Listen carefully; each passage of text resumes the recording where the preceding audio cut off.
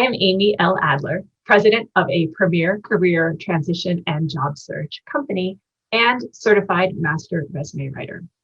I help all levels of job seekers with crafting resumes and cover letters, networking for success, and applying job search and interview skills.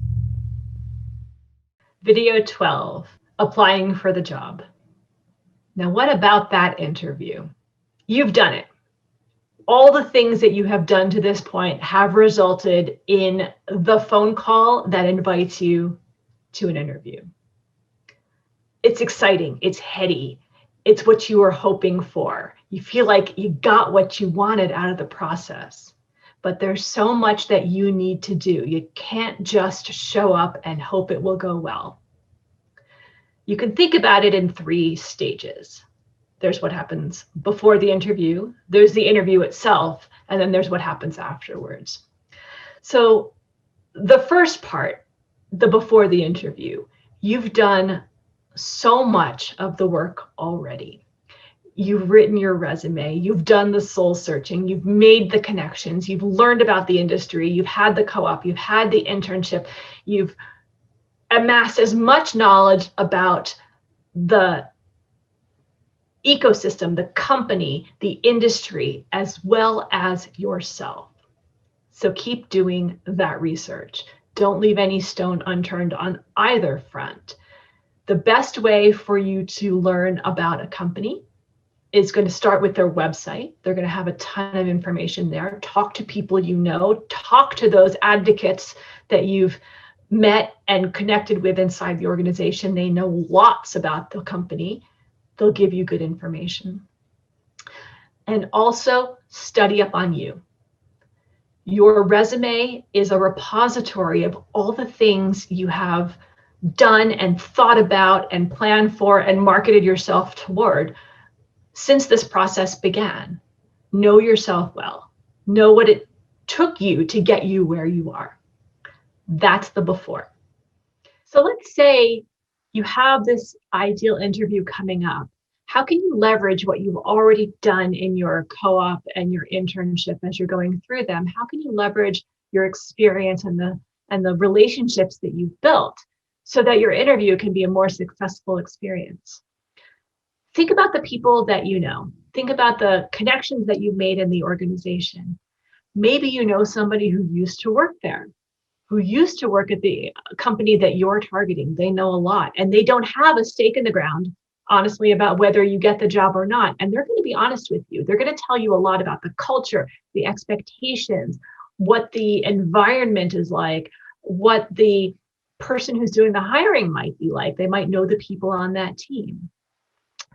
You might also take a look at your own co-op as you're going through it and think about what makes a person successful in that type of environment. And this is the kind of persona that you will want to emulate as you go into the interview to show that you are a member of this culture, you're a member of this industry who presents in a particular way. For example, I was doing some work in the fintech space in San Francisco, and they all said if we showed up to an interview in a suit and tie, we wouldn't get the job, because we didn't come across as being part of that culture, a part of that type of industry. So think about how you present in your co-op and your internship, and what people do and say and how they behave for the kinds of roles that you're seeking. Be like them. It's useful to have that kind of unintentional, shall we say, mentorship. So that you know what to show yourself as, so that you can be seen as a key part of that type of team. Another way to leverage your experiences in your co-op and your internship in your interview, apart from being able to very clearly reflect on your resume and the things that you have done, is when it comes time for your interviewer to ask for your references. Your mentors within your co-op and your internships might be the very references you need to push you across the finish line when an interviewer is searching for them. So this happens in a couple of ways. Because you're interviewing in an external company and you're in a co-op or an internship that has an end date, your current team knows you're going to be looking for full-time work. And if you ask them ahead of time, if they will serve as your advocates, not only inside the organization as they have been, but outside when you're interviewing, when your interviewer asks for a list of references, you already have a list either on paper or one ready to be prepared that includes people who are going to speak very highly of you. So think about building these relationships in your current internships as longer term, because they can serve in ways that you probably haven't thought of. And maybe these are connections or people who have industry credibility, and their good words about you will push an interviewer to think about you with greater clarity when it comes time to make an offer for a role. So you've gone to the interview, you've answered the questions, you've thought about your references, you're shaking hands, potentially exchanging business cards one more time, and you're in the elevator and you're gone. That is not the end of your interview. You're no longer in the building and you might be sitting in front of your own computer, but that is not the end of the interview. You have to follow up. You have to follow up via email within 24 hours. Don't send a letter. Don't send something unusual. Don't send a FedEx. Just send a letter. Use standard English. Use formal communication.